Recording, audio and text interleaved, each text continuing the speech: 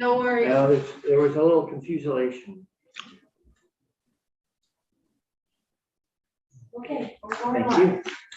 Good morning. It's Thursday, March 24th, 2022. It's 8:32 a.m. and this is a meeting of the Senate Natural Resources and Energy Committee. We are resuming work on H-175, an act relating to the beverage container redemption system, and have more guests in the room with us today to discuss, learn more about how that system works. And our first guest this morning is Ted Siegler. Good morning, Mr. Siegler. Is he here? No, he is not here. He's not here yet. So we're gonna, I know that there's a couple of people have run into issues. So we will go on to Mr. Chapman, Director of the Waste Management Protection Division at ANR. Good morning, Mr. Chapman. Good morning, Senator Bray. So thanks for coming back. We've been learning a lot since our first visit with you, but so we started out with that very broad question of what's the role of ANR, you know, and now we've heard lots of bits and pieces from a variety of witnesses. I don't know if you have any information that you want to be sure to share while you're with us, and I think we might have a few questions. Well, I'm happy to start with your questions first, and then I can move into other issues if you'd like. Okay, great. Do anyone in the room or Senator Campion have a question? Otherwise, I could get us started.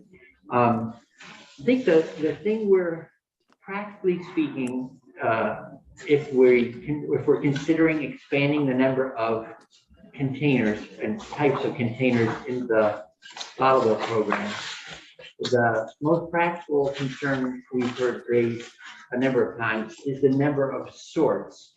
And we've worked with your department and Ms. Jameson, for instance, for years on trying to do things around commingling to reduce the number of sorts and make it a more manageable program. Has ANR done any analysis of the differing points of view around if this expansion were to take place, what would be the street implications for retailers and redemption centers both? Like, for instance, we heard there we could end up with 300 to 400 sorts. And some people come back and said, well, we think that's an exaggerated number. So we're trying to vet that number. And if you have thoughts on that one, that would be helpful. So it's hard to speculate how many sorts there may ultimately be. I can tell you that currently, that the state of Maine has approximately 50,000 registered products. I'm actually working on getting the Vermont number right now, so you have a point of comparison. I know we have 275 manufacturers registered. So it's quite a bit more in the way of registered products that would come in if we were to expand the bottle bill. I think the challenges that end up happening are that, again, I think you've heard testimony with respect to the way products are distributed through the market, and many of these new expansion products are distributed differently than the current soda and beer distribution system, which creates challenges for the commingling, for them to be a part of the commingling system. It's not to say it can't be done. In fact, I think it's going to have to be done for the system to be effective, but it creates challenges with respect to how the system currently operates. Yeah, I'm having a little bit of a challenge understanding, for instance, you know, there's no one bottling sports drinks or something in Vermont. Maybe there is, but say there's, I don't know that Gatorade, for instance, is bottled by anyone in Vermont. So then I don't fully understand how it arrives, who distributes, who needs to basically add that price, the handling, either that we need ultimately to have the person responsible for bringing that product to Vermont able to redeem the nickel that will be associated with that. Could we just start out with what they do in Maine and then say that makes sense, or we would do it differently? Because they've obviously, in Maine, they've obviously have already answered these questions to their satisfaction, or whatever. I would just say, I'd love to see a chart that here's what we're doing, here's what Maine's doing, here's what, like Michigan, because we keep hearing about Maine and Michigan all the time. And what are we doing and what are they doing? And because they seem to have figured it out. We appear to be trying to do Yeah. what Maine has done without looking at how they did it and trying to invent it ourselves, which seems. I would kind of think if we did a chart and said, Yeah. here's what we're doing, here's what yep, I agree. But I like that suggestion. So, Great Mr. idea. Chairman, we didn't put that question to you ahead of time. I don't know to what degree you're familiar enough with Maine system to help us better understand what's going on over there. We can keep on working on this. I mean, I have done a little bit of examination into what Maine is doing. I mean, Maine's system is similar to how Vermont's works in that it has a significant portion of its products going through redemption centers. I think you heard from Ms. Deatley that who does some of the work in the Maine system, that there are a lot of sorts in Maine. That's, I think, where that 300 number came from. And that it's very challenging from that perspective. I am happy to get, I've been searching for some of the information on the operation of the system to some degree. I think the other thing that's important with respect to Maine is that they place a lot more in the way of staff resources at the agency level behind actually administering the bottle bill. So they have at least 2 people working on the bottle bill. Whereas Vermont has 0.2 of 1 FTE that works on the bottle bill. So there's a significant resource difference between Maine and Vermont. I'm happy to get Senator Westman to try and line up the different features between Maine and Vermont and get that back to the committee as soon as I can. Well, great, that would be helpful, and then we can start with that and keep filling in the blanks, as we learn more. I don't know the percentage also. I mean, I think that sort of compare and contrast thing, it involves, from what I'm hearing, the extent to which you rely on redemption centers to do your returning versus retailers to do the returning. So I think there are a number of different entry points into the redemption process. There's redemption centers, and then there's often reverse vending machines, right? Or some sort of automation that deals with the collection. There's also, to some degree, opportunities for automation on the sort of back end post collection. There are systems that are in place that allow for efficiency as far as sorting and managing material post collection by whether it be redemption centers or well, it would primarily be by redemption centers at that point. So that is sort of the other aspect associated with this. And I am, Mr. Siegler or Ms. Deatley are probably more familiar, and potentially Mr. From the Container Management Institute, Mr. Smera, maybe more understanding of those sort of automation and some of the systems that go through the sorting and collecting on things. But we don't use those in Vermont at this point. And I know that yesterday, Ms. Trombley from one of our witnesses, I think they have 5 redemption centers, and she had expressed an interest in some of that, the back end automation, but I don't know what the barrier is to that. Just expense, or you'd want it to be integrated with camera, I would think. So Senator McDonald. I believe they're the ones that had three redemption centers down in Connecticut River Valley seem to have no problem working. They didn't embrace mechanical take backs because they said they were slower than people. Right, the reverse vending And machines. they were front door, I call them front door redemption centers, where that's what they do. You go in the front door and you redeem. Whereas other people who sell products, all right, you want to redeem, go around back. You know, back, you go to the back door, it's a secondary, it's not a relished activity. Yeah. Um, Okay. All right, so that'll be helpful. So thanks for your pitching in on helping us look at these three states. Senator McDonald. Just on Mr. Chapman, on just beer and soda question. If you're dealing with sorts, if you went to one of these places and there was a big pile of beer and soda, probably 6 or 8 or 10 brands would compromise 90% of what was there. That I may be wrong on those numbers, but this is a concept. And then you have the other 10%, but where the devil did this come from? Or, you know, who dropped this one off?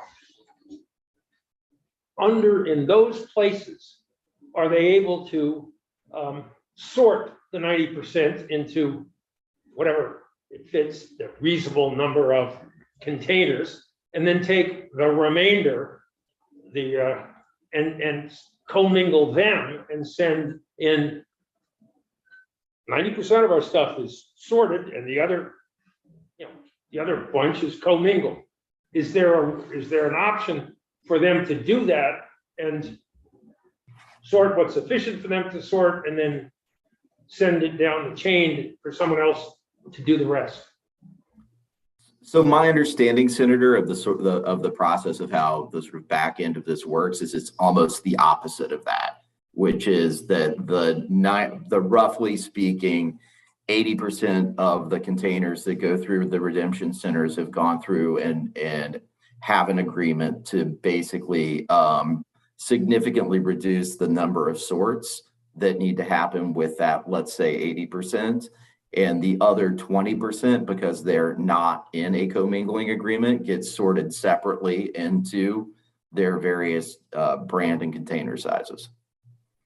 So those containers that the producers have not agreed, joined an agreement, why wouldn't we simply jack up the price and give the sorters, pay them to do what the bottlers are turning their backs on or not interested in? Why wouldn't that be a solution to make the redemption centers get paid to do the job, and those who want to unload it on someone else to pay for it? I think, Senator, that's what H-175 does. It takes and applies a differential handling fee between, a lower handling fee if you're in a commingling agreement, and then it proposes to actually increase the handling fee for those that are not in a commingling agreement. And I think, you just hit the sort of purpose behind it. I guess the only additional thing I would add is that it may provide some incentive for those people not in a commingling agreement to look into joining the commingling agreement. Our judgment be to keep raising those who don't mingle until they damn well do it.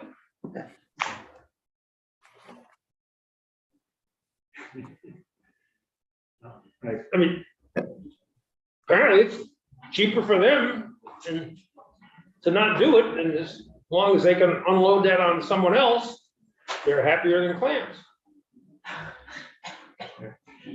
Well, we did have some testimony from Hill Farmstead that they had gone into a commingled pool and left it because they found it expensive to participate in, and I think there were some awkwardnesses in it. So I'd want to I mean, I would like to better understand what we didn't get into the details of what those expenses were and why.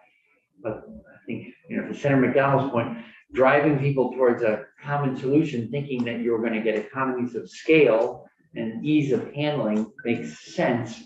It doesn't seem as though we're quite there yet. If Hill Farmstead joined and then left the commingling pool. So I don't know if that's, if they're unusual in that, or you've heard that kind of story before, people who tried it said, it really doesn't work. I have heard that it,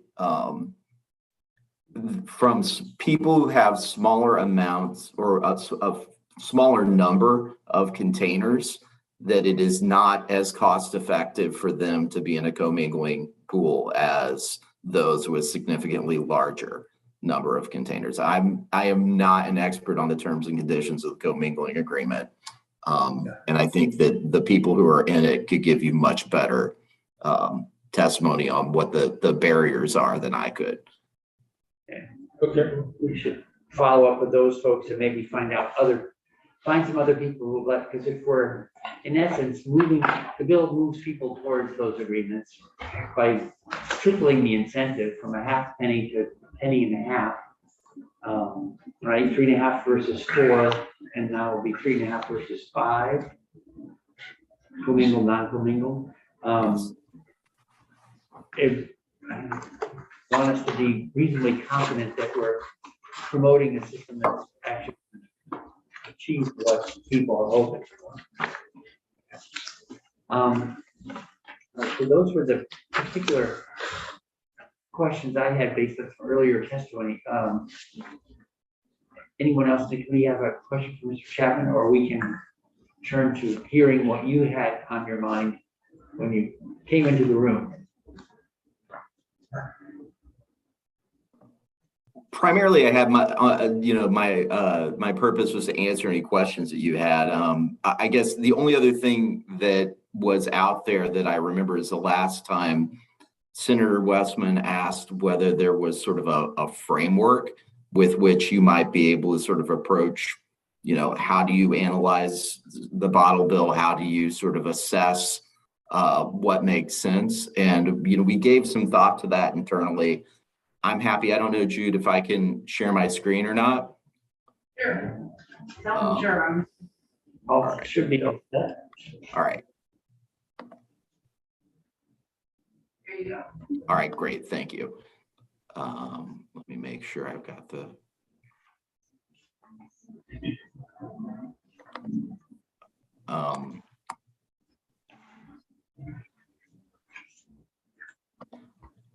And I'll share this with members of the committee as soon as I'm done. I apologize. I was still putting it together this morning. So just some ways to assess both the bottle bill and bottle bill expansion. And I think this is to a large degree how the agency approaches looking at most of the recycling systems that we look at. When we're looking at either an extended producer responsibility system or or managing or looking at recycling systems. And so the first step, or the first sort of element that we look at is, and I guess I would add before jumping into these are not mutually exclusive elements, right? Like they actually, I think, you have to look at all of them and sort of balance them. I don't think they're competing. I think they actually they sort of balance against each other. So the first is the system convenient to users, and how do you define what that means? The second is the cost of the system itself. And then I broke the next one. They're similar concepts, but the first is the effectiveness of the system, of basically diverting materials from the landfill. How effective is it from preventing that material from going into the landfill? And then lastly, the effectiveness of the system in recycling the material to some future valuable use. So with respect to convenience, both with respect to the Universal Recycling Law and other EPR programs, we've basically taken the step of trying to ensure that our recycling and materials collection programs are co-collected at basically existing solid waste facilities. That's not sort of exclusive, but it is sort of, I think, an element that we try to build into how we approach EPR programs and so forth. And so that means that solid waste facilities in Vermont need to offer waste disposal services, materials recycling, organics recycling, and other EPR services. And that requirement to collect also extends to a significant majority of our EPR programs, like e-waste recycling and such. So lastly, the bottle bill, just as a point of comparison, operates sort of a parallel collection system that's separate from the existing waste management collection system, but it's also parallel to the existing retail system. So there is a measure of convenience for consumers that buy beverages and then are capable of returning the empties to a redemption center that both collects and buy and sells those beverages. And I think it's fair to say most solid waste facilities don't operate a redemption center. That's not a universal statement, but it is for most of them. The cost of the system, and I think, Mr. Siegler can actually talk to this in a lot more detail because his firm did work for the state in looking at sort of the costs of the bottle bill system and universal recycling and how they sort of interplay together. But I think as sort of broad general statements, the bottle bill system is more expensive than our universal recycling collection system. That both of those systems operating in parallel is more costly than having one system collecting it. And the diversion of certain materials, primarily aluminum and PET, out of the universal recycling collection system can raise the cost of recycling because those are the sort of valuable portions of the recycling stream. PET. Oh, yeah, plastic. Plastic. Yeah, that's still early. On the slide, your chart, which I'm looking forward to seeing when we send it over, it's very small on our screen, no problem, but are there any punchlines out of that you can call out because can't really read it? Right, I'm sure you can, and I'm happy to send it over. There's actually a link, Senator, to the report from which the chart comes that I've included in this as well, so that if you want to see it in context. But basically, the table itself talks about it basically looks at 4 different systems: Act 148, a universal single stream, bottle bill, and expanded bottle bill. It sort of compares both materials collection, greenhouse gas emissions, operating system costs, and user costs with each one of those. And this was put together using state data by DSM Environmental. So Mr. Siegler can probably talk in a lot more detail, both in what his findings were with respect to that and also sort of more global issues. But it lays sort of the changes in cost between those systems out and what the costs to users are. And I guess I would add, and the effectiveness of those systems in removing materials from the system. Is the analysis holistic enough that you're satisfied that it's capturing everything it ought to consider? Like sometimes we end up with analyses that don't value like a social cost of carbon on energy projects. They don't assign anything to that, so it skews the analysis. Is this analysis holistic enough that you're sort of satisfied with it? We are. I mean, I think from our perspective, there are people who have looked at this report and have criticized this report. As I think you've probably learned, there's lots of different points of view around the bottle bill, and there's also there's there are data gaps in the information that we have because of reporting issues, and frankly, there are changes over time. But I personally think this is a very well done report. I think it provides a very large view at sort of what the costs and issues are with the systems, and I think it provides a lot of context for the committee, and it has for the agency in how the systems operate and their effectiveness. Great, thank you. Jim McDonald? Could you go back to the slide that preceded this one? Yes. Oh, I was thinking, and the one before that. Okay, thank you. I wasn't. You may have, so this is the slide that's after it. Yeah. And this is sort of the next sort of measure of what we look at in the context of looking at a recycling program.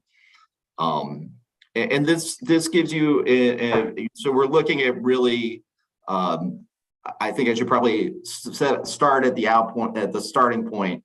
This data is gathered from a variety of different sources, in different sort of areas. So it is, there's probably some flex in some of these numbers, and they are approximate, but I think this shows, at least from my perspective, that one is getting a pretty good recovery rate from the bottle bill system. It provides probably the best recovery rate of any of the systems that are out there.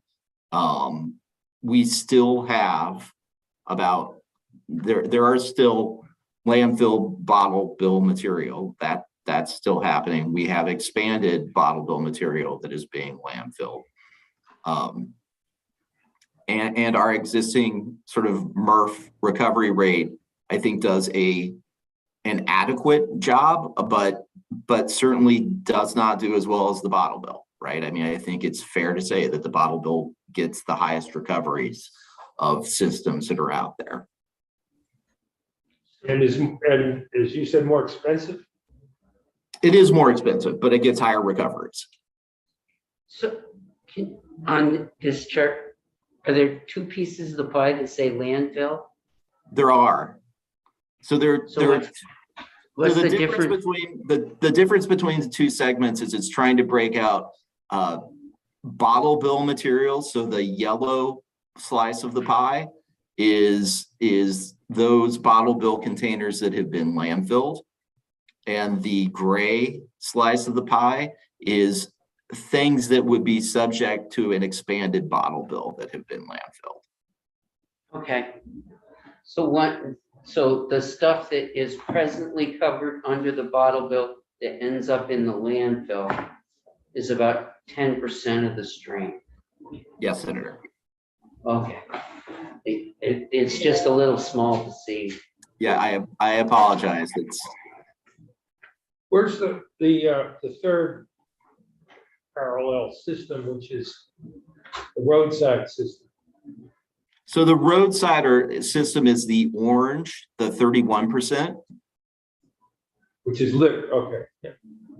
Well, so the orange is the sort of the universal recycling curbside pickup part of the system. Litter is a really fractional amount that you can barely It's that see. slice at 12 o'clock. Right? That's right, and it's 0.2% of bottle bill material end up as litter. Gotcha. It's got to be the most expensive system, but it's tiny. Right.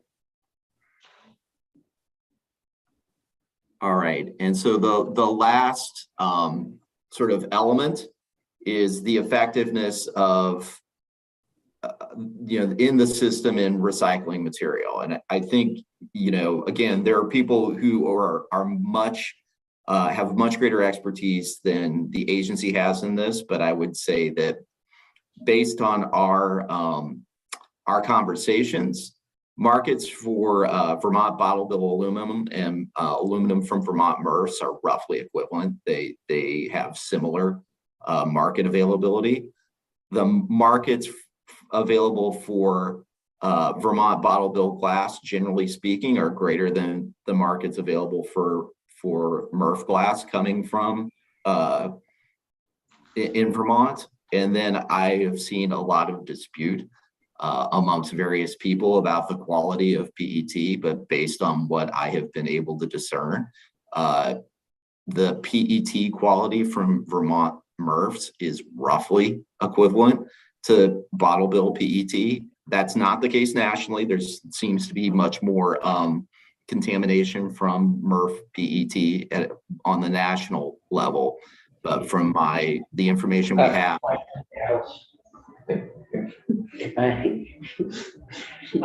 asked that too. Yeah, okay, great. Any questions? Right. The chart you were showing with the financial analysis, that was out of that last link?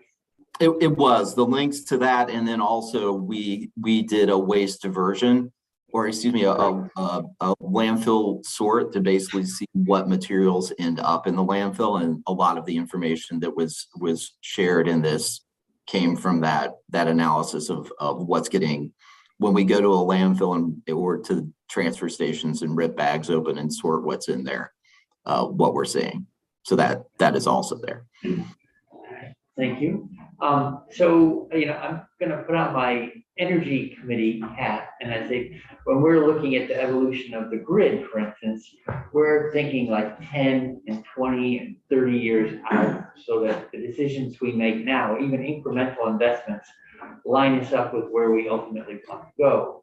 And so if I'm thinking that same way about what we're looking at today, and that is enhance. If you look 10 years out on solid waste, I don't know how clear your crystal ball is and how technology keeps changing, and it seems like fast.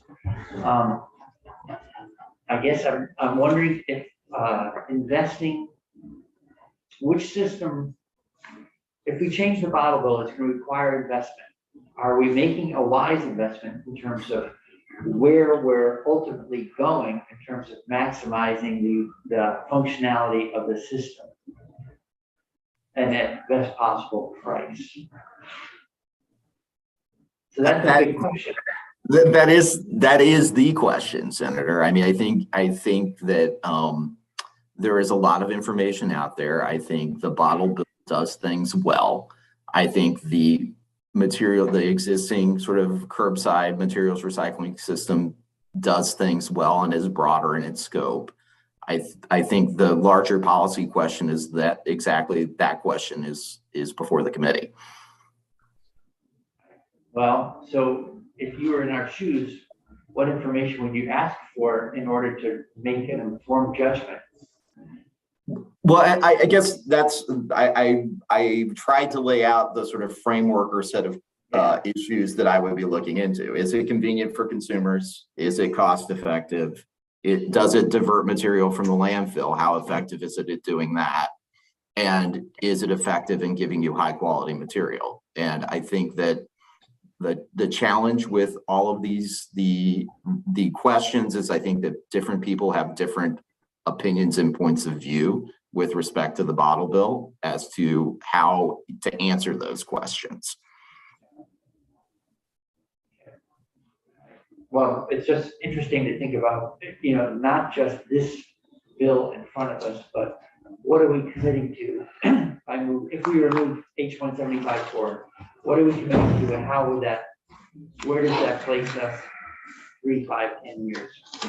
Would we be looking at a follow-up bill that would bring more materials into it? Or would we, I don't know. So thinking a lot with the committee and with you. All right.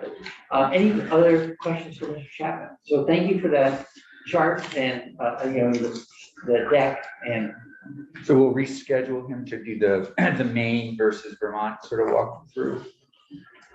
Yes. Does that make sense? I mean, I think that would be really helpful to me. Yeah. And Senator Westman's brought up Michigan a number of times. I don't know if that's useful. We don't need to.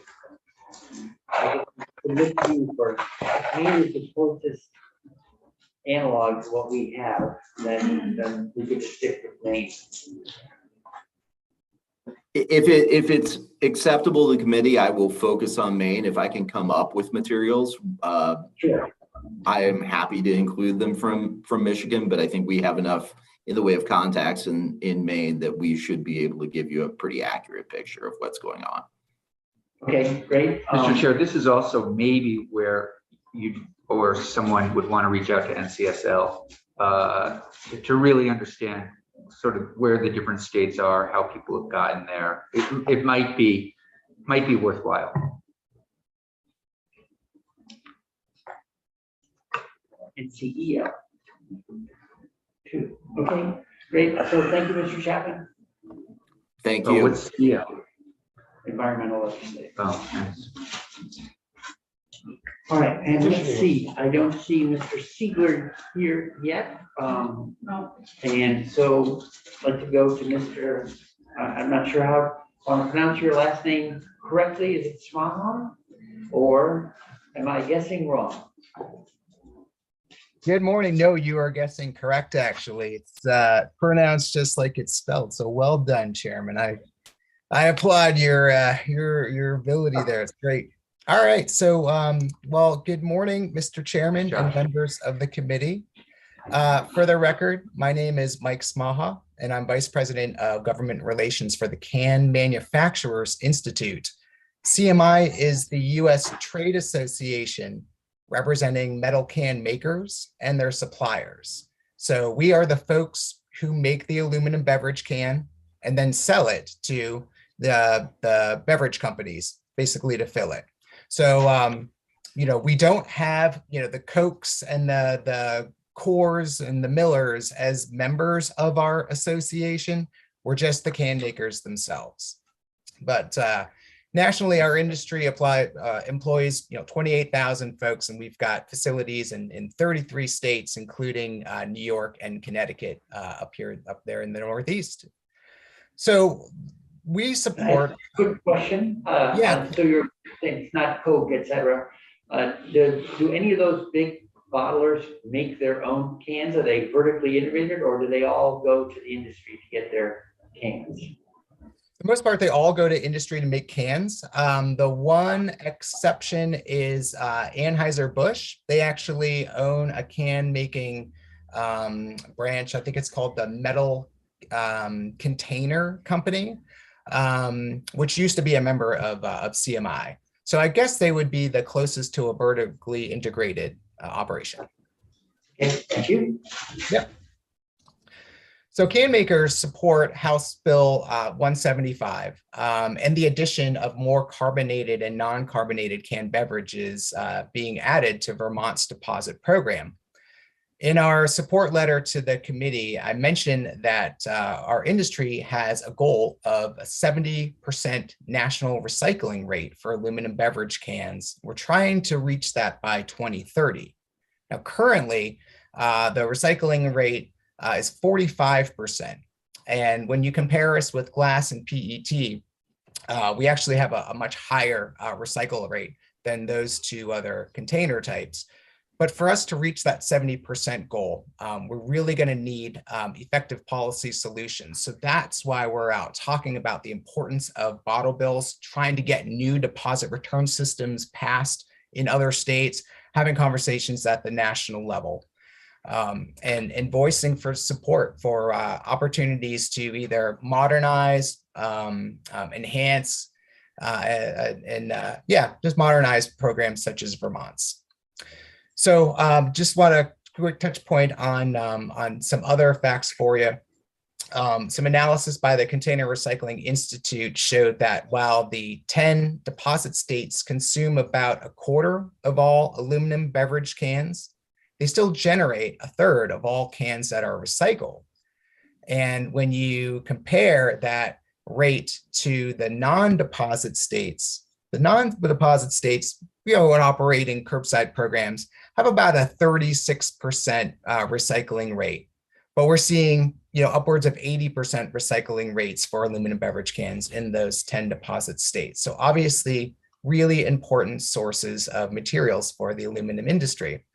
Now, last Friday, you heard from Scott DeFife from the Glass Packaging Institute talking about the benefits of Vermont's bottle bill to his industry. And the PET, the plastic bottle makers, are also in support of deposits because they've all got their own individual goals that they're trying to reach and that their members are trying to achieve as well. So last November, the heads of the Container Manufacturers Institute, the Glass Packaging Institute, and NAPCOR, which is the Association for PET Container Resources, the folks who make the bottles and recycle those plastic bottles, all signed an opinion piece that was published nationally in support of container deposits, really highlighting that vital role that states like Vermont play in getting back more material at a higher quality, so that material is kept out of landfills and used to make new products.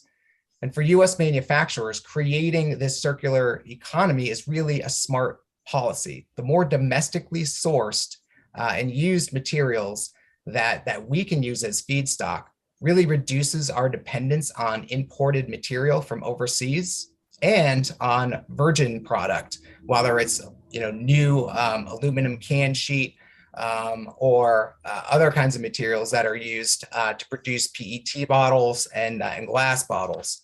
And that's where you also see a real sizable reduction in carbon emissions and energy use to produce new containers and natural resources that have to be extracted from the earth. So that really would put the U.S. at a competitive advantage when you compare our industries to Asia and Europe and other parts of the globe, and also reduce the materials that we have to import from non-allied countries, including Russia. So now I'll just, yeah. What percentage of new cans include recycled aluminum coming out of the container programs, bottle container programs? I'd say about over 80% of new cans contain post-recycled content. So, yeah, high level, and we're continuously trying to push that number even higher. The trouble is we're having trouble sourcing some of that high quality, cleaner material. While aluminum beverage cans are readily acceptable in recycling programs all across the country, just trying to continually to get that material back, because some of those cans are used for other means, such as aluminum that goes into other products as well. So, so it sounds like the rate at which you're truly recycling as opposed to downcycling is high for your industries. It is. Yep. Senator McDowell.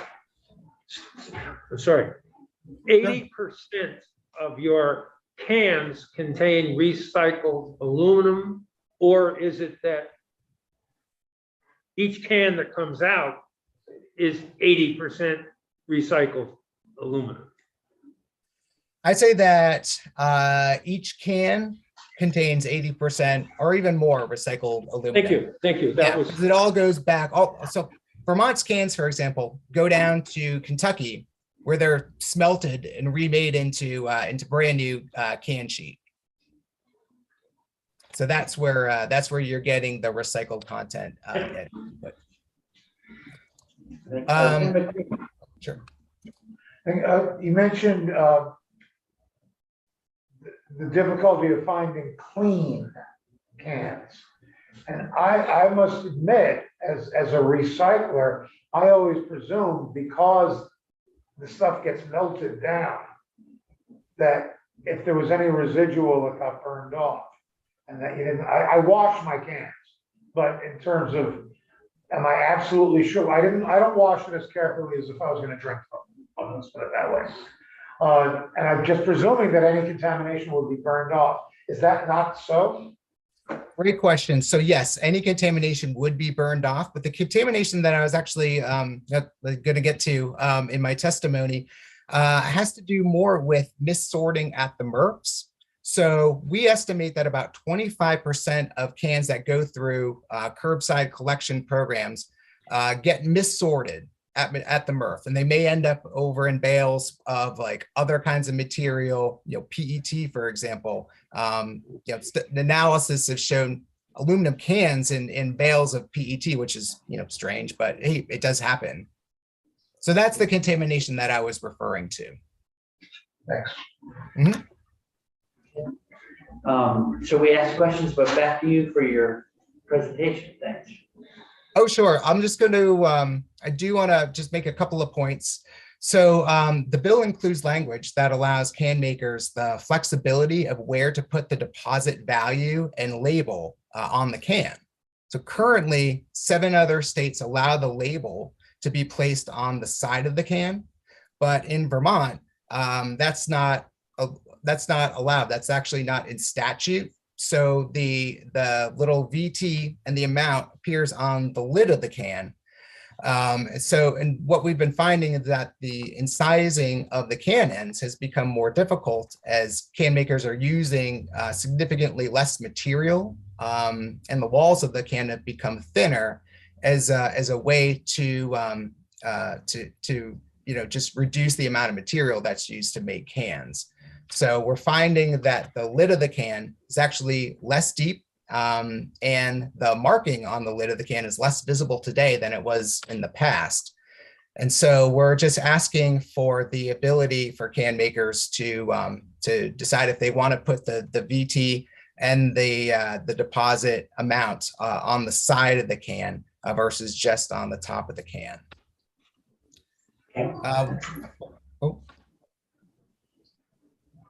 That makes sense. Thank you. Thank you. All right, and one last point. Last April, the bill was amended, so the deposit value increase from 5 to 10 cents was removed. I know there's been some discussion in there about adding an amendment that would propose a trigger rate for in the bill. So basically, if the deposit value or the redemption rate was to fall below 70%, then that deposit value would increase from 5 to 10 cents. And we've seen in states like Oregon, which did move from 5 to 10 when the redemption rate did drop, that there was a significant increase in the number of bottles and cans that were redeemed through the program just by adding that nickel. So we asked you to please consider asking a trigger rate be added into the bill. So just to close, Vermont is a wonderful source of beverage containers, which are obviously highly valued and sought after by aluminum suppliers to make into new cans. I appreciate your time today and letting me speak, and I urge you to please pass the bill, and please let me know what questions you have. Yep. Well, thank you. So where are you located, Mr. Smile? I'm based in Washington, D.C., but like I said, our members, our can makers are in 33 states throughout the country. Well, there's a lot of Vermont businesses putting good things in those cans. I hope that sometimes they make it as far as DC. They do. We actually have some ciders here on the market from Vermont, as well as some good beers. And I think I also saw some kombucha on the marketplace down here as well. All right. Any committee questions for Mr. Spano? All right, so thanks so much for your testimony, and you submitted electronically as well, right? I will submit my my testimony to Jude today, and then I sent her up our comment letter a couple of days ago. Okay, great. Thank you very much. Thank you again. With that, I'd like to welcome to the committee Representative Markoff. Thank you for coming on in. Thank you, Mr. Chair. Thank you, committee. Good to see you in person. Well, it's great to see you all back in the building again. Making See it feel like much more normal than. That's the first time I've heard that about the Senate. So thank you for the invitation, and for the record, Representative Michael Marcotte from Coventry. I was just sitting here remembering the first time that I was in this committee discussing the bottle bill, and I think it was in 2005. Just so the committee understands, I also own a convenience store in Newport, and I do have a small certified redemption center along with that store. I think we stopped at your convenience store when after we visited Coventry landfill. Yeah, Great spot. yeah, it is. It's been good to us for the last 40 years, so we've been happy most of the time. So I guess you wanted to hear a little bit more about the amendment that I proposed last year on this bill, and to give you a little context. And can you fill the committee in on what it was? So that, Yeah. So the issue that I wanted to bring to the floor was redemption centers right now are required, not just redemption centers, all stores, retail stores that sell any product that is redeemable are required to redeem those bottles and cans. And what my amendment did was to remove that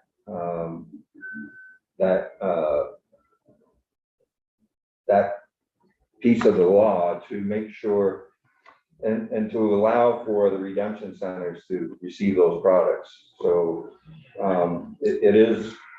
if we do expand the bottle bill, it is going to, number one, make it extremely difficult for retail stores to be able to take everything back.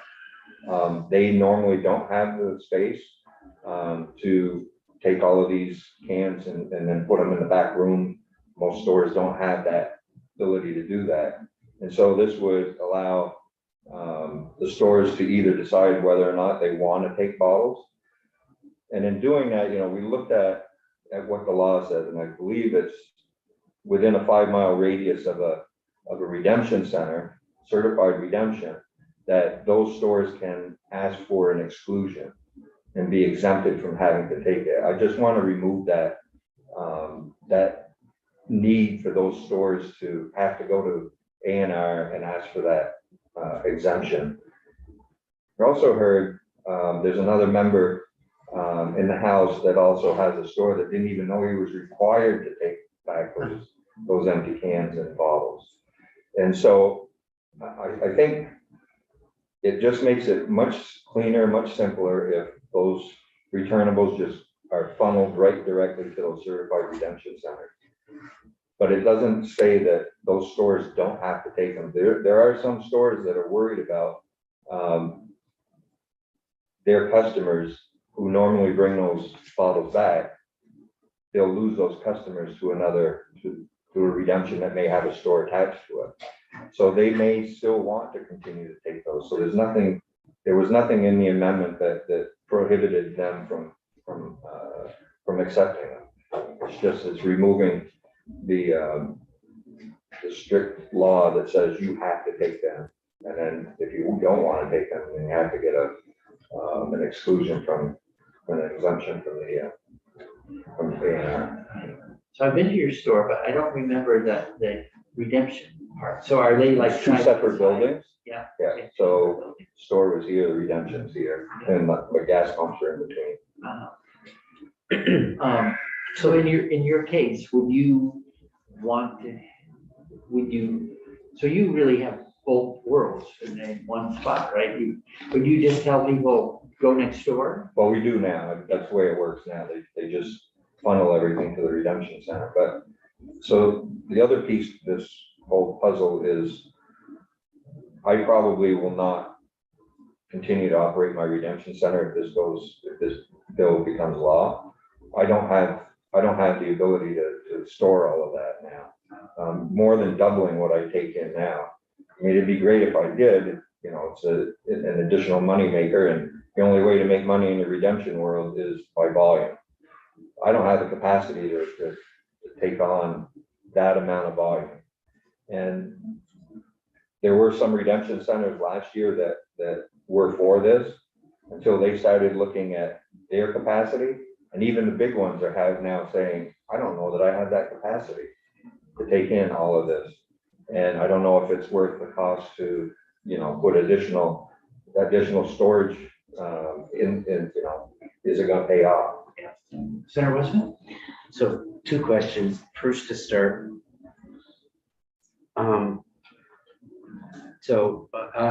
My world is Route 50. There's Redemption Center in Essex and Redemption Center in Morrisville. And in Cambridge, there's a market that has a room off the back where they, and so that's a 40-mile stretch. So when you say collect the bottle in 5 miles, those are the only places I know of in that whole stretch that take bottles back. So have they all applied to ANR to get exemptions, or do they just not take it back and we're doing no enforcement now? I think it's probably both. Because I've never heard of anybody getting fined because they're not taking bottles back. So the practical matter of the world, does this really, I don't see how it matters, because I don't know any of them that take bottles back, and that includes the delis and the Maplefield's and the Jollies and all of them. I wouldn't know where to take my bottles back if I walked into the Maplesfields or Jollies in the area. Yeah. So that's one piece of that. Is it the small place that's in my mom and pop store is concerned about the multi-sorting in the space? Do you not have the space just because you don't have the space for the total volume that's coming? Or does it relate to, in this bill, does the sorting aspect get into that? Or is it just plain the volume period? So when you're a certified redemption, you are part of commingling. When we put that into law, that was a huge help to redemption centers. But that commingling isn't available to small retailers, the mom and pops you were talking about. Mm-hmm. They have to sort. And because Tomer does not pick them up, each individual beverage company would pick them up, like Coke and Pepsi and Budweiser and Coors. So they have to sort all that out. And they have to store it, and they have to wait for the pickup. And now by adding other items, they'll have to sort those. And so it's both sorting, so you need people to do that. And then you also need capacity, storage space to be able to house it. There are some of the small mom and pops that work with their certified redemption within their area, where they'll just pile everything up and let the redemption center come pick it up. So there's, I think, some of both going on. And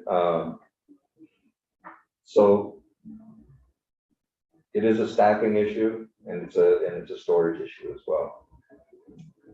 And another piece to this whole puzzle is, for the certifieds, is there's only one company that picks up, and that's Tomer. And there were issues with Tomer prior to COVID where they didn't have the driver capacity to pick people up. I know in my area, in the summertime when it's real busy, I might not get picked up for 2 or 3 weeks, and I have to call and say, I'm full, I can't take any more. And that happens, the big ones get picked up, the small ones get left behind. Okay. And so now it's even more prevalent, although this winter it's been fine. But again, now that we're in spring, people are going to be out picking bottles. Redemptions, all of them are going to get real busy. And Tomer doesn't have the driver capacity to add more trucks in their fleet right now, because they're having a hard time hiring people, even more so than before the pandemic started. So that's another issue. Archive, is the I'm sorry if you've already answered, how large is your redemption center area-wise, roughly? Just trying, because the size thing keeps coming up, and others have said, you know, I can't handle this capacity, and I'm just trying to get a sense of what some people might be operating in now and what it would look like if we could get it to work. I think my room is probably 20 by 40. Okay. That's my redemption center. So, I mean, with co-mingling, it's worked. Yeah. We're bagging everything except for the glass. The glass goes outside into containers that are provided by Comra. So we're able to bag and store, so, you know, it fills up pretty quickly. And now, you know, if we add on everything else, it's gonna fill up really fast. Wouldn't have a problem if Tomra was picking up, you know, for me, from my size, they have to pick me up 2 or 3 times a week to keep me cleaned out. And I don't see that possibility happening in the near future. Right now, normally, do they pick up once a week or once a month? Or- It depends. You know, my driver was out on vacation, they put on another driver and I don't get picked up. So I got picked up last Monday, but I hadn't been picked up for 2 weeks. So you never know. We've had discussions with ANR and the redemption centers along with Comra, and you know, we had this same discussion that we're having here about pickups, and everything works out fine for a few weeks and then it just drifts back off into what it was before. So there's really there's no authority. It's the distributors that hire Comra, and I don't believe they're happy either. I understand that they won't even sign a contract with them right now. But they're trying to find an entity that can do this job too. So, I mean, it's in the background, there's a lot of things going on that we don't realize. Senator Campion and Senator So where's Tomra bringing everything to? Or That I don't know. Essex. I thought they said Essex. Yeah, they are out of Essex. Where the product goes after that, I don't know. Okay, thank you. What do we do with, I remember we reformed this a couple of times. What is the situation now with escheats? So that was changed a few years ago. So the escheats now have to go to the tax department. I believe that's where they're going. So the distributors now have to pass that money back into the state. So are you not compensated at all for the service you provided? No, we are. We get, right now it's if it's commingled, it's 3.5 cents a container. And if it's not commingled, it's 4 cents. That you get to keep? Yeah. Okay. Now you mentioned you have a separate building. Is that staff or, so you're not on the honor system? No. Okay. And is that still worth your while to be paying someone? No. It's a loser? Yeah.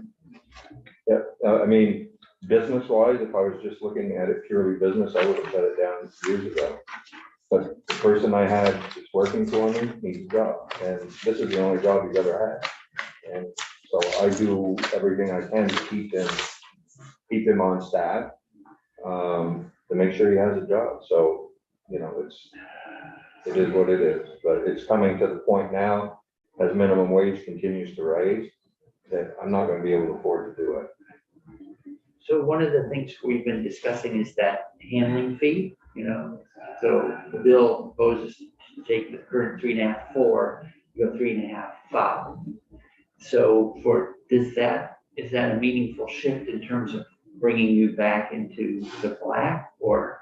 I think instead of looking at it that way, I think what you want to see when you're shifting the products that are not commingled, should be thinking more encouragement of getting into the commingling system, which is best for everybody. Right. And it's, you know, now our craft brewers are not part of commingling. It'd be great to get them into that as well. So I think you know, when we think about raising that non-commingled product, we should be thinking more of it as, you know, a carrot to get people into, or kind of a stick to move them into commingled. Right, and, right, so I So, think that, yeah. I think it's both carrot and stick, right? Like, Yeah, and I think that it would be, you know, what would help redemption centers more is to raise the commingled cost, the commingled payback to the redemption centers. That's where most of the product is. The other problem to think about is that every time we raise any of those fees, that it raises the price of the product. And then it continues on the Connecticut River side of the state, forces, you know, encourages more and more people to go across the river and not you know, buy from our retailers in Vermont. Sarah. Yeah, so it's just, I'm worried that if all of a sudden, what if we were to lose 7 or 8 of these places? They shut down. They just can't do it. You know, to do it, they would have to put in massive expansions, you know, and really rehaul a business where, you know, I know Representative Markot's loaded, but not everybody's loaded with extra cash. So it would take a big chunk of check, of course. Okay. But it's yeah, and then we get back to the, okay, now how far are you gonna drive? Like in my case, in Newport. Yeah. there's, you know, within a mile and a half, there's 3 certified redemption centers.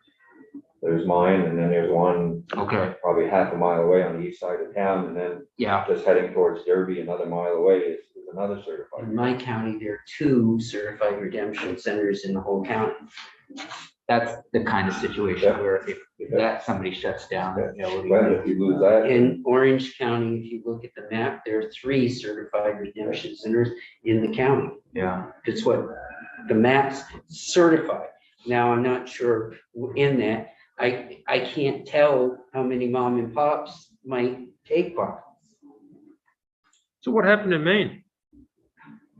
Because in Maine, they must have sat around the same table in their natural resources committee and speculated that what'll happen if, you know, things close. And so what actually happened as opposed to what they were afraid would happen. And that's the answer we hope to get. We just heard from that. Now you're talking about a real estate trip,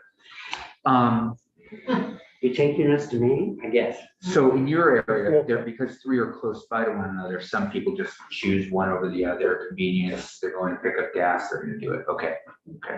But, you know, you get outside of Newport, Yeah, no, that's the thing. getting into the same situation that you were talking about, Yeah. senators. You know, Troy, they only had 1. I don't know if Lowell has a certified or not. And, you know, you start looking at Irisburg and Orleans and Barton.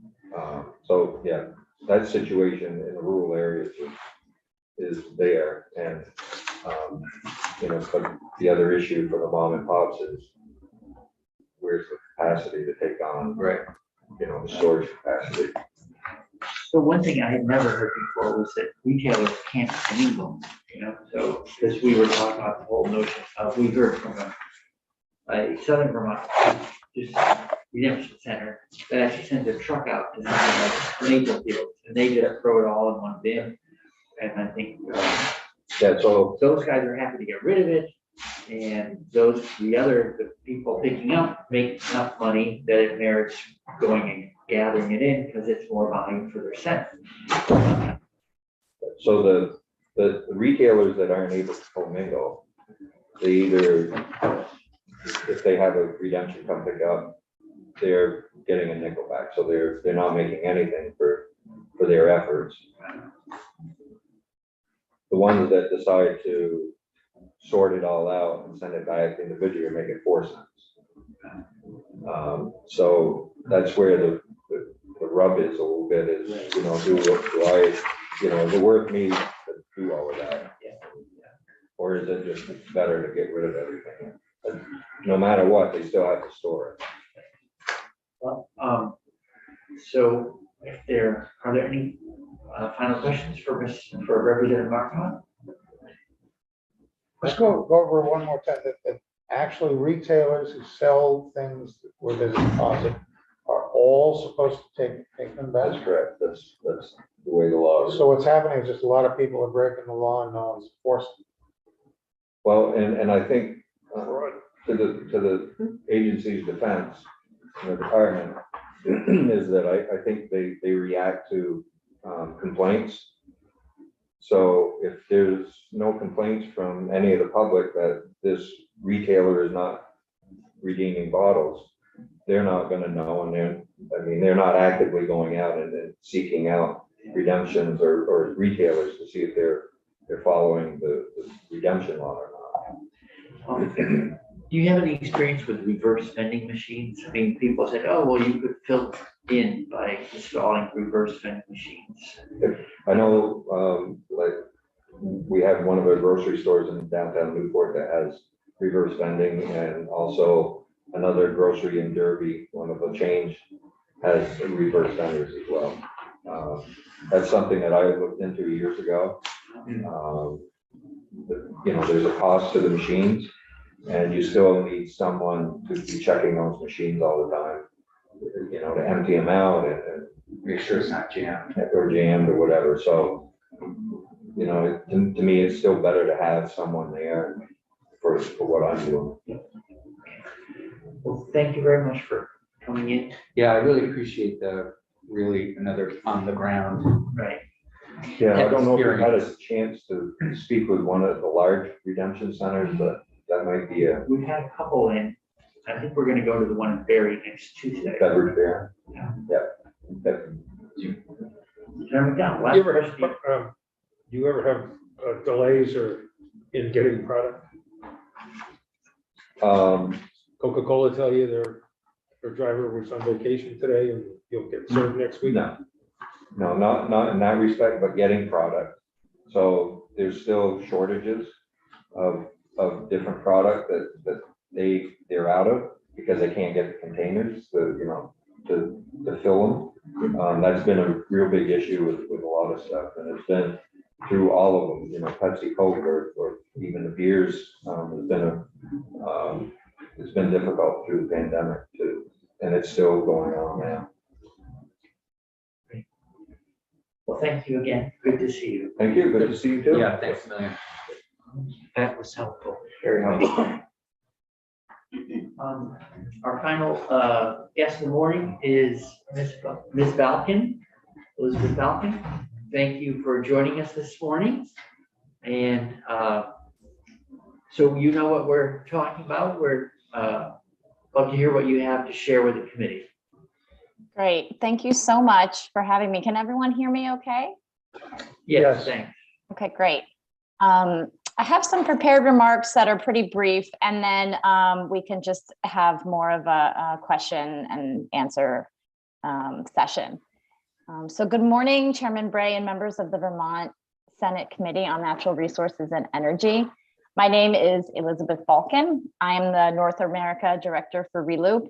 ReLoop is an international nonprofit organization bringing together government, non-governmental organizations, and industry to accelerate the transition to a circular economy.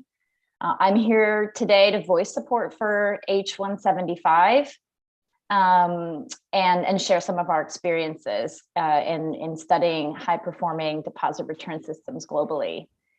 In many jurisdictions outside the US, deposit return systems or bottle bills achieve a more than 90% redemption rate. By researching these systems and their common elements, ReLoop has been able to formulate a set of 10 principles that define high-performing DRS. Over the past year or so, we modeled a high-performing system in each of the 5 Northeast bottle bill states against the current system. The results of this analysis are included in a report we released just last week, which I'm happy to share the link and full report with you. The findings for Vermont and elsewhere speak clearly to the benefits of and need for bottle bill modernization.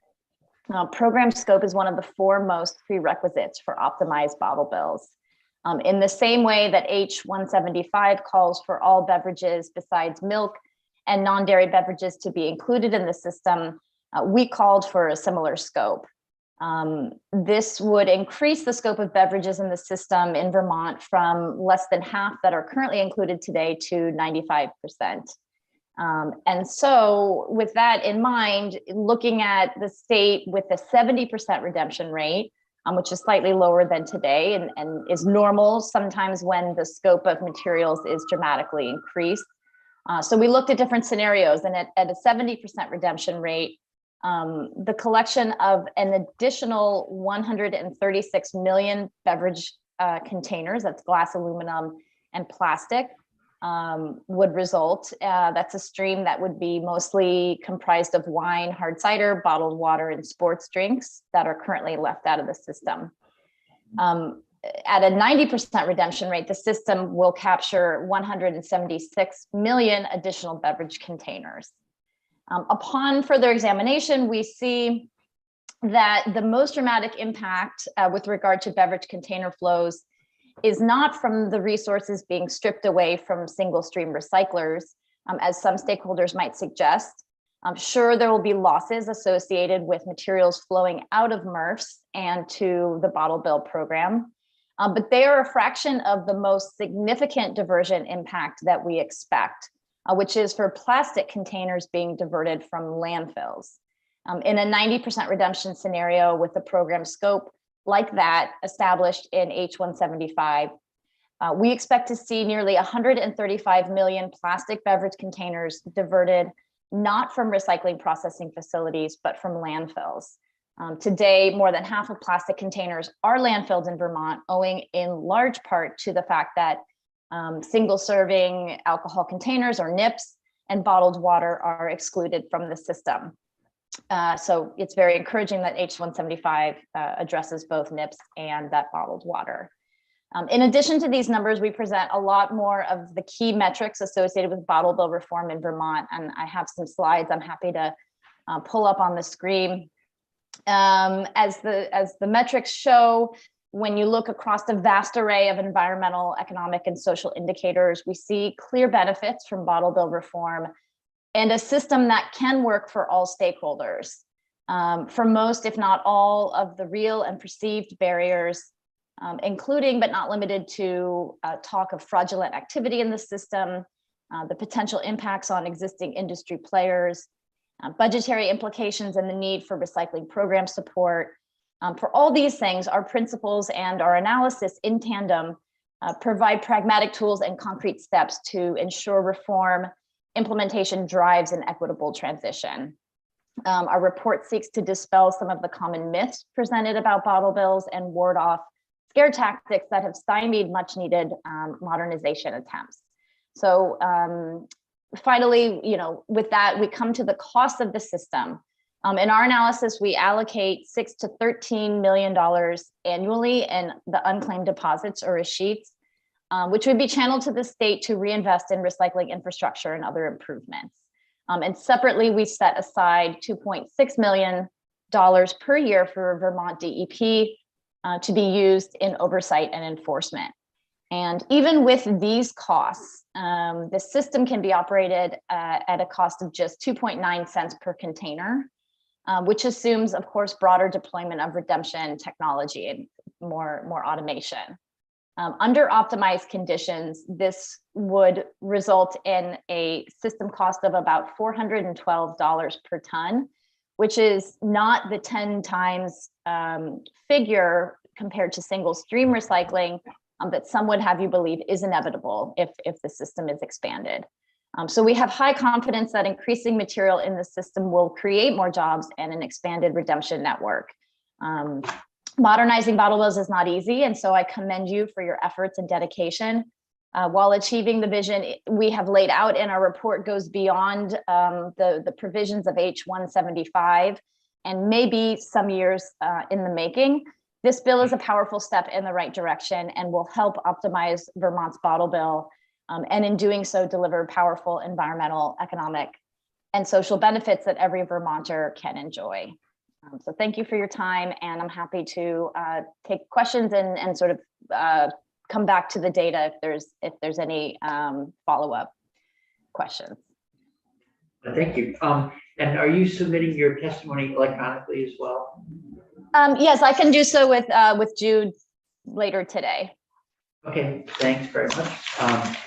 That way we can reread remarks, and it's helpful to be able to listen to you and hard to take notes and keep up.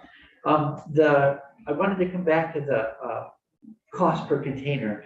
So do you have any data on cost per container out of the single stream program? And I know that could be an apples, I want it to be a fair comparison, because what comes out of the reef and learning, and maybe you can address it, that the quality of what comes out of the bottled stream is of higher quality, less contamination than a container coming out of the single source stream. So I don't know that a pure cost per container figure is an appropriate metric, because maybe they are not an apples to oranges comparison. But can you speak to that point at all? You also mentioned $412 a ton, which I hadn't heard before. Yeah, so I'll start with that. And again, the sort of caveat there is that is a system cost, a cost figure that's based on sort of fully optimized system conditions. So it's not to say that that would be the result, or that could be the result of implementing H175, but just that with a number of optimized conditions and modernization measures enacted, that is achievable.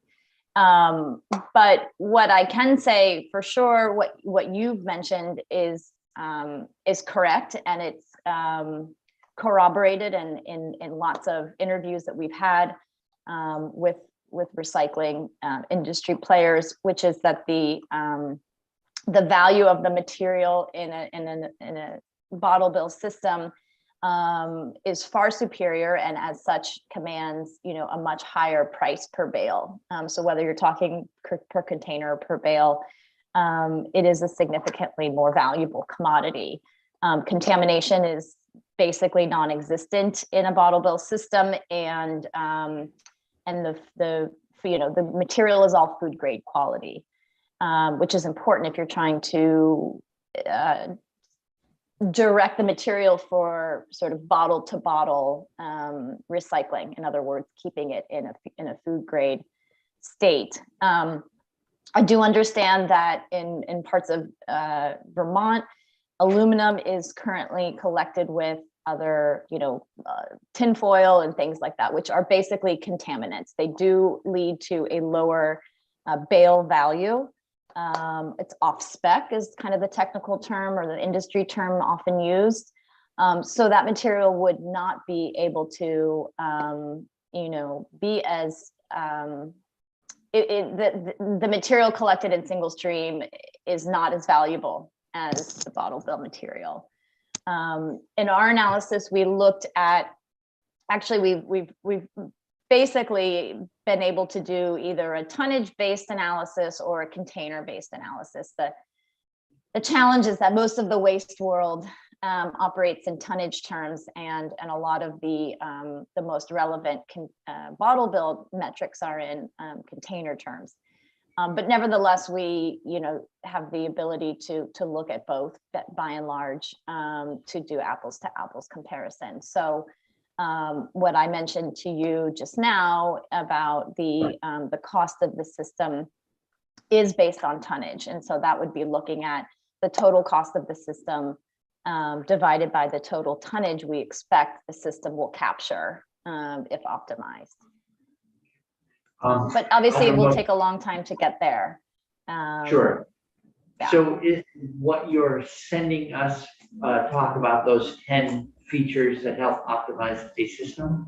Okay. Exactly. Yep, exactly. We have the principles in our report, and I'll put them in. I'll send the link to the full report. I'll also, put like a very short, set of slides with some of the Vermont information and the principles But basically what we did is we scoped out the principles, and then when we did the analysis or the modeled analysis, we basically translated those principles into system features to find out sort of how they would be implemented legislatively and what the impact would be.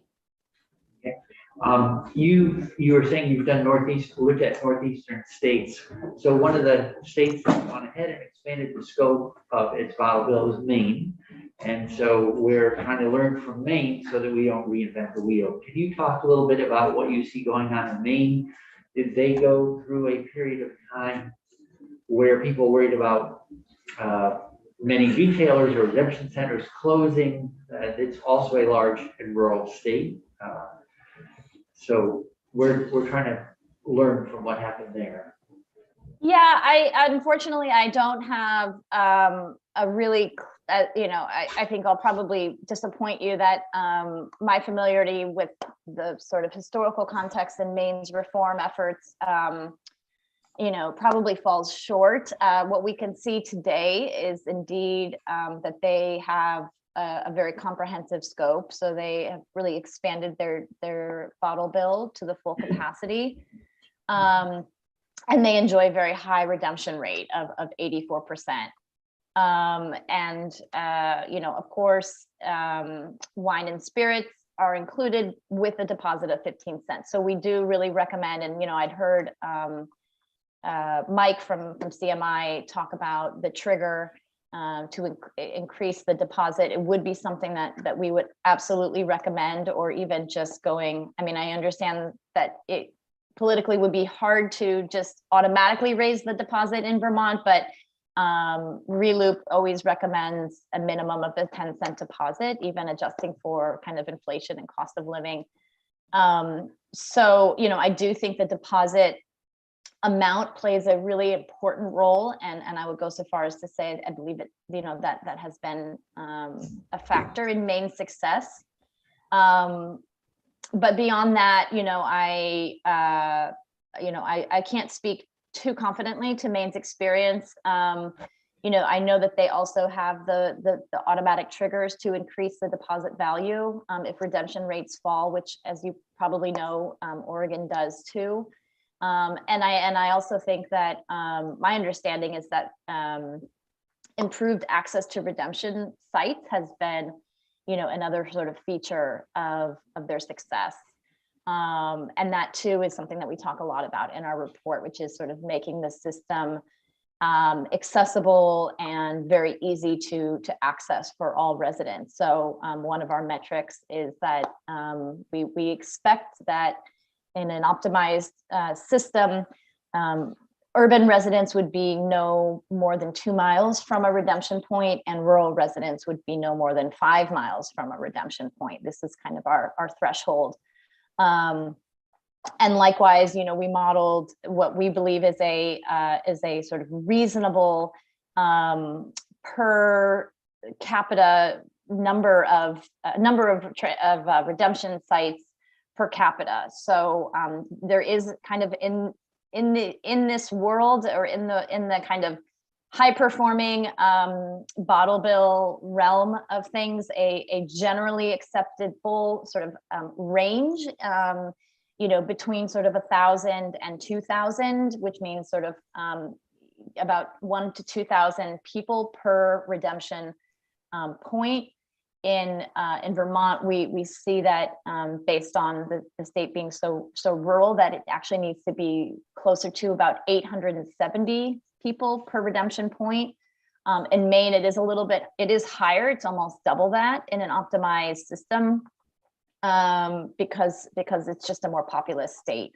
But even with, to achieve kind of an 870 persons per redemption point in Vermont would absolutely require kind of the expansion of the redemption network. So that too, I think, is where there's, I may be wrong, but I believe you will probably see, in speaking with folks from Maine, one of the sort of reasons for their success is that expanded redemption network. The last question for me, I think, is on handling fees, in terms of supporting that kind of greater density of redemption centers. It needs to be a business people want to be in. And can you speak a little bit about where, I know that we've heard that Vermont is on the upper end of the range for cost for handling, and we're talking about increasing it further, including well, at least for the non-commingled bottles or containers. I'm just wondering why it is that if it's our relatively small population and how rural we are, that makes it hard to have an operation like that operate in the black. Yeah, I was really listening attentively to the last, the gentleman who came before me. I know that concerns, I've heard other folks in Vermont, including those who work very closely with the redemption centers within the state DEP, speak to this concern. I think, and I have very honestly no understanding of what it takes to run a small business, but a profound respect for the people who are really the heartbeat of America that keep small and medium-sized enterprises going. And God bless the gentleman before me who spoke about keeping his employee, supporting his livelihood. So I think there are certainly major constraints that all businesses are facing today. I heard him speak about trouble with pickups, and I'm thinking automatically about CDLs, right? And there's a shortage of commercial driver's licenses. So, getting trucks to pick up materials or, getting deliveries now is becoming a lot more complicated and challenging than it was. So I suspect some of the issues that are often cited have to do with larger economic conditions that everyone's facing. I do understand through conversations with folks in Vermont who've had a lot more interaction with redemption centers that by and large, redemption centers are in favor of expanding the bottle bill. That the sentiment is that they can make it work, and that it's not sort of doesn't present a hostile, possible outcome, or that it can work. So I do kind of encourage you to, and again, I'm not the authority, but I would say, if there's a way to kind of channel some of that, capture some of that sentiment from a broader sampling of redemption centers, I think you might see that that the perspective that was shared is just one, and by and large, redemption centers are in favor of this. However, I will also say that I think I understand in Vermont that there is an opportunity to automize, to use automation, to use more sophisticated technologies for more cost-effective sorting and collection than are currently being used, and that is a way that can be helpful in the transition to enable redemption centers to operate, stay in the black, or operate profitably, and not really have to worry about shuttering. So I think with these kinds of legislative proposals, there will always be a transition, and there will always be a need to support players in that transition to make sure it is an equitable one, and that there are no major economic shocks. And that is precisely why we've allocated this funding as part of a portion of unclaimed deposits to be utilized for that transition, right? To support folks that are going to need the support to make the system work in a kind of post-reform setting. So again, I'm not the foremost expert on this, but I do believe, as our report suggests, that reforming bottle bills can work for all stakeholders. It will take a hands-on approach by state government, and even potentially some use of these funds to provide real support and training and things like that. But we do believe that all those shocks can be positively, effectively mitigated. Okay, well, thank you. When we worked on the bottle bill maybe 4 years ago, we asked that when the state started to reclaim sheets, that we asked that those monies be applied to the solid waste system. We at least got them applied to clean water, which is another area of interest to this committee, but we haven't really, I don't know that we supported the solid waste system as well as we could. So with that, want to thank you very much for coming in and for your testimony. Look forward to looking through it and checking the report that you are going to provide a link for. Great. And with Ms. Walton, we have finished this morning's testimony on H-175. Asking council to come in to talk to us a little bit about S-234 to follow up on our conversation from yesterday about so if you could join us at the table. Ms. Thank you and Shamanski. goodbye. Thank you.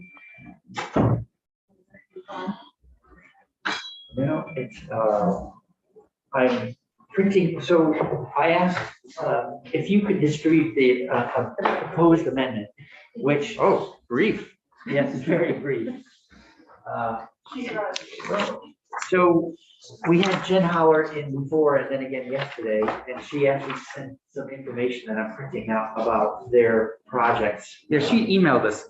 Is that what you're printing out? Yeah. For email? Yeah. And there's a chart that I thought people might want to take a look at. Mr. Chair, before you do it, may I ask just Yeah. a quick question?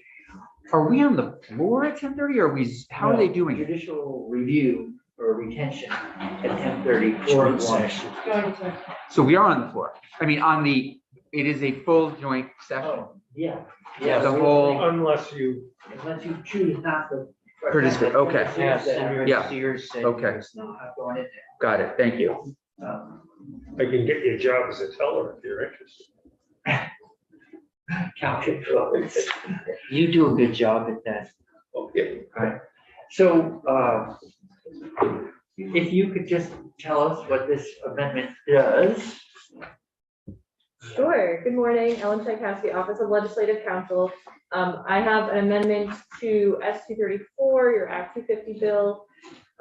It strikes Thanks. language in section 4, which is subdivision 3D4.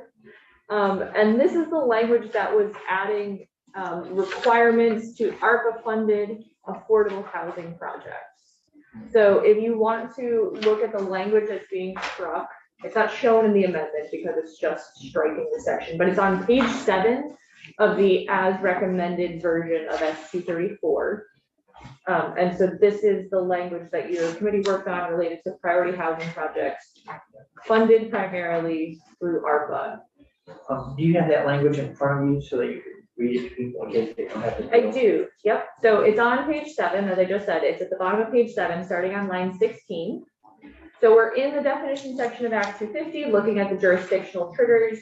And so this is adding that the word development does not include, notwithstanding any other provision of this chapter to the contrary, the construction of a priority housing project funded primarily by the American Rescue Plan Act of 2021, only if the mixed income housing projects to be constructed contains at least 80% of the housing units with a duration of affordability of not less than 30 years. So this was creating an exemption for ARPA-funded priority housing projects only if they had 80% of the units affordable for 30 years or more. That was the standard that we set. And In its place is no standard for this to pass. So if this language, if this amendment passes, this language will go back, this will be deleted, and the standard priority housing project requirements will be in place. And, you know, this is a hard chart to read. Yeah, I don't have my glasses today. They, I Instead have of mine on and 80%, I can bear, affordable for 30 years, what will be in its place?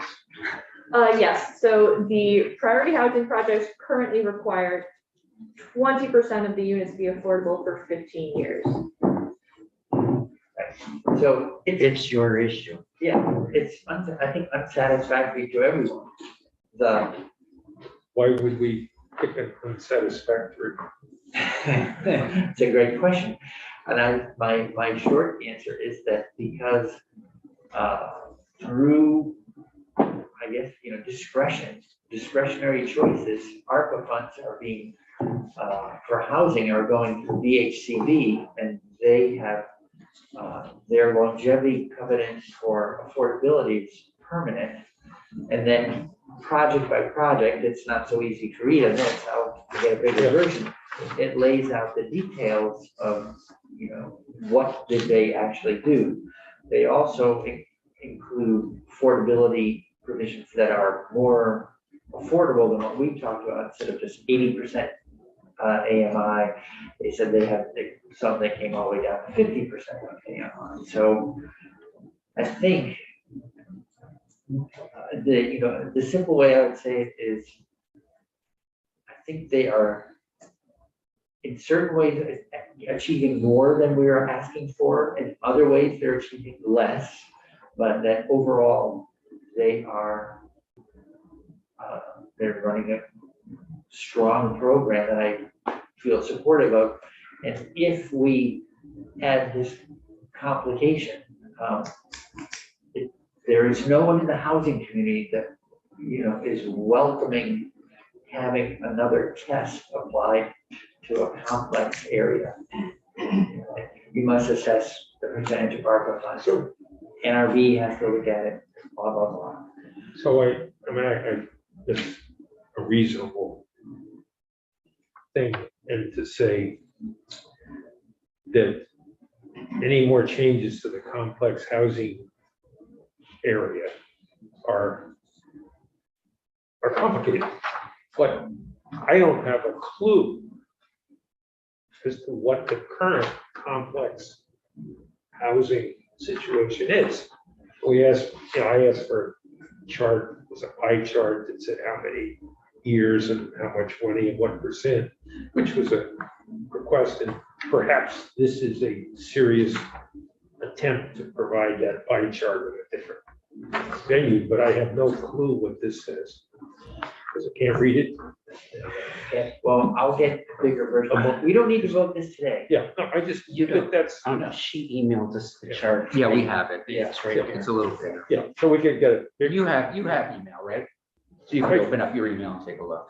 So if I could read this Right. and decipher it, I might have a better Right. And understanding. it's in of your email instead. what- All you have to do is open that email, increase it, and you're gonna be able to see it so quickly. But if you want us all to keep talking about it, we could do that too.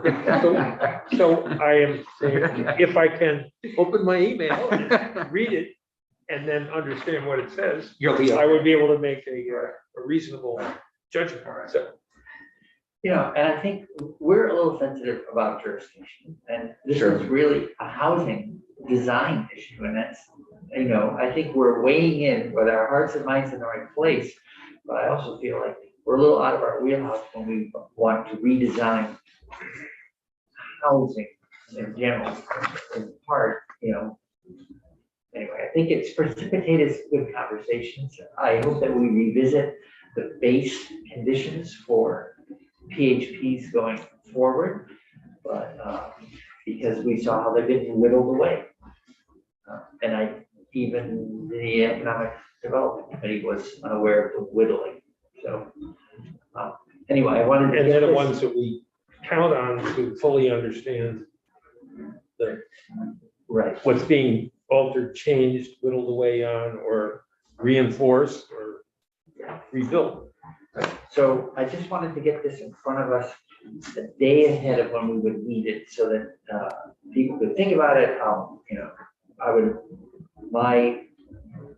Because we don't have the bill, it's coming in as an amendment from an individual senator.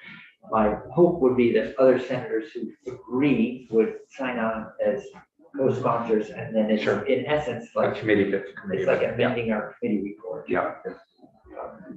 So Thank you, Mr. Kowski, for knocking that right out.